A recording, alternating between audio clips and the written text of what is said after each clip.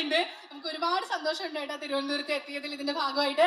ഇപ്പൊ ഇവര് പറഞ്ഞ പോലെ തന്നെ ചെന്നൈയിലൊക്കെ നടന്ന റെട്രോയുടെ ഓഡിയോ ലോഞ്ചിലൊന്നും ചേട്ടനെ കണ്ടില്ല. എവിടെയായിരുന്നു?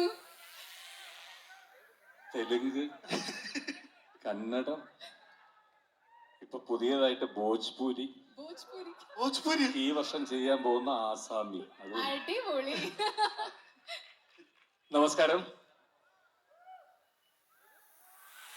ഞാൻ എന്ത് പറഞ്ഞു തുടങ്ങണമെന്ന് എനിക്കറിയില്ല. കാരണം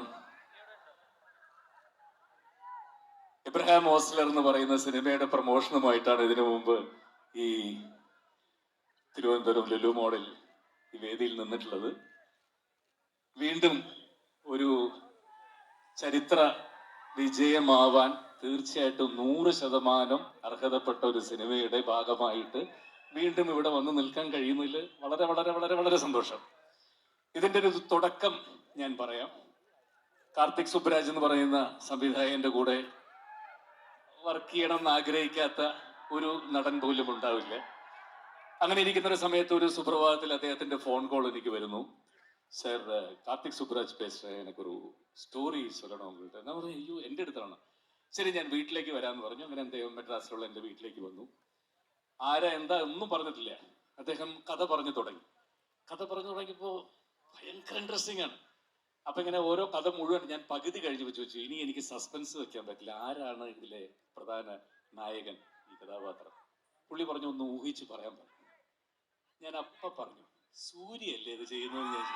ഞാൻ ചോദിച്ചാണ്, എനിക്ക് അറിയ പോലും ഇല്ല ഇത് ആരാ ചെയ്യുന്നതെന്നും അറിയില്ല. ഞാൻ പറഞ്ഞു, ഈ ക്യാരക്ടർ ആക്ടർ സൂര്യയാണ് അല്ലേ ചോദിച്ചു. പുള്ളി എനിക്ക് കൈ തന്നു, സൂര്യയാണ് ചെയ്യാൻ പോകുന്നത്. ഞാൻ ചോദിച്ചു, തൊട്ടടുത്ത് ചാപ്ലിൻ പാരിവേൽ എന്ന് പറയുന്ന ഡോക്ടർ, അത് ആരാണ് ചെയ്യുന്നത് ചോദിച്ചു. അതിന് വേണ്ടിയിട്ടാണ് എൻ്റെ അടുത്ത് വന്നതെന്ന് പറഞ്ഞു, ചാപ്ലിൻ പാരിവേൽ. ഞാൻ പറഞ്ഞു, ഇത് ഞാൻ ചെയ്യുന്നു. ഇത് എന്താ ഏതാ അതിന്റെ ഡീറ്റെയിൽ ഒന്നും ഞാൻ പറയില്ല. പക്ഷേ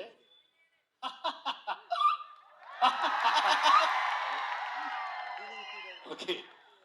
ആൻഡ് രണ്ടാമത്തെ ഒരു കാര്യം, ശരിക്കും പറഞ്ഞാൽ ഇത്രയും എൻജോയ് ചെയ്തൊരു ഷൂട്ടിങ് ഏകദേശം ഒരു 10-40 ദിവസത്തോളം ആൻഡമാൻ നിക്കോബാർ ഐലൻഡ്സിൽ ഒരു ഐലൻഡ് ഫുള്ളായിട്ട് എടുത്ത് ചുറ്റും വെള്ളത്താൽ ചുറ്റപ്പെട്ട് കിടക്കുന്ന അവിടെ എത്രയോ ആയിരക്കണക്കിന് 10,000-കണക്കിന് ആളുകളും അതിന്റെ ഷൂട്ടിങ് എൻ്റെ സീനസ് ഒക്കെ കഴിഞ്ഞാൽ ഞാൻ പോവില്ലായിരുന്നു.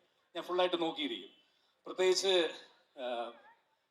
സൂര്യ സാറൊക്കെ എടുക്കുന്ന ഒരു പെയിൻ, ഒരു സിനിമയ്ക്ക് വേണ്ടിയിട്ട് സൂര്യക്ക് എടുക്കുന്ന പെയിൻ എന്ന് പറയുന്നത്, ഞങ്ങൾ രണ്ടുപേരും തൊട്ടടുത്ത റൂമിലാണ് താമസിക്കുന്നത്, അടുത്തടുത്ത റൂമിലാണ്.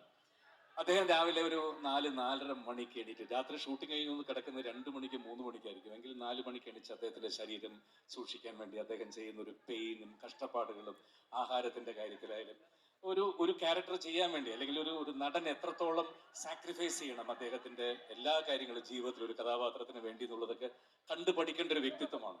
പിന്നെ എനിക്ക് ആ കുടുംബവുമായിട്ട് വളരെയധികം ഒരു അടുപ്പമുള്ള വ്യക്തിയാണ്. ഏത് സമയവും എനിക്ക് കയറി ചെല്ലാവുന്ന ഒരു വീടാണ് അദ്ദേഹത്തിന്റെ. എനിക്ക് തോന്നുന്നു അദ്ദേഹത്തെ സൂര്യയും കാർത്തികിനേക്കാൾ കൂടുതൽ എനിക്ക് അടുപ്പം അച്ഛനുമായിട്ടാണ്, ശിവകുമാർ സാറുമായിട്ടാണ് എനിക്ക് കൂടുതൽ അടുപ്പം. കാരണം അദ്ദേഹം ഇപ്പോഴും അദ്ദേഹത്തിന്റെ മനസ്സൊരു 20-25 വയസ്സായ പയ്യനാണ്. ചെറിയ ഷോർട്സ് ഒക്കെ ഇട്ടുകൊണ്ട് വീട്ടിൽ അദ്ദേഹം ഹായ് വെൽക്കം ജയറാം എന്ന് പറഞ്ഞ് എന്നെ വിളിക്കും. കാരണം അദ്ദേഹം ഇവരെക്കാൾ ചെറുപ്പമാണ് മനസ്സുകൊണ്ടും എല്ലാം. സോ എനിക്ക് കാർത്തിക്കിന്റെ കൂടെ അഭിനയിക്കാൻ സാധിച്ചു പൊന്നിയൻ സെൽവൻ എന്നുള്ള സിനിമയില്. ഇപ്പോ സൂര്യ സാറിന്റെ കൂടെ അഭിനയിക്കാൻ ഭാഗ്യമുണ്ടായി. എന്തായാലും ഒരുപാട് സന്തോഷം. അദ്ദേഹത്തെ കുറിച്ച് ഒരുപാട് കാര്യങ്ങൾ പലരും പറഞ്ഞിട്ടുള്ളതാണ്, നിങ്ങൾക്ക് അറിയാവുന്ന കാര്യങ്ങളുമാണ്. അദ്ദേഹത്തിന്റെ വലത് കൈ ചെയ്യുന്നത് ഇടത് കൈ അറിയരുതെന്ന് പറയുന്ന പോലെ അദ്ദേഹം ചെയ്യുന്ന കാരുണ്യ പ്രവർത്തനങ്ങൾ പറഞ്ഞാൽ ഞാൻ ഇന്ന് മുഴുവൻ പറഞ്ഞാൽ തീരില്ല. അത്രത്തോളം സഹായങ്ങളാണ് പാവപ്പെട്ടവർക്ക് വേണ്ടി ആ ഒരു മനുഷ്യൻ ചെയ്യുന്നത്. ഒരുപാടാണ്, എത്ര പറഞ്ഞാലും തീരില്ല.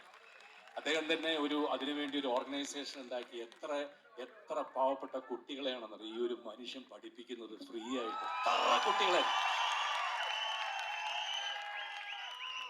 ഒരുപാട് പേർക്ക് അറിയാത്ത കാര്യങ്ങളാണ്. അദ്ദേഹത്തിന്റെ ഈ ഒരു ഭംഗിയും ചിരിയും രൂപവും അദ്ദേഹത്തിന്റെ ഇത് മാത്രമേ അറിയുള്ളൂ. മറ്റൊരു സൈഡാണ് ഏറ്റവും. Thank you sir, thank you so much.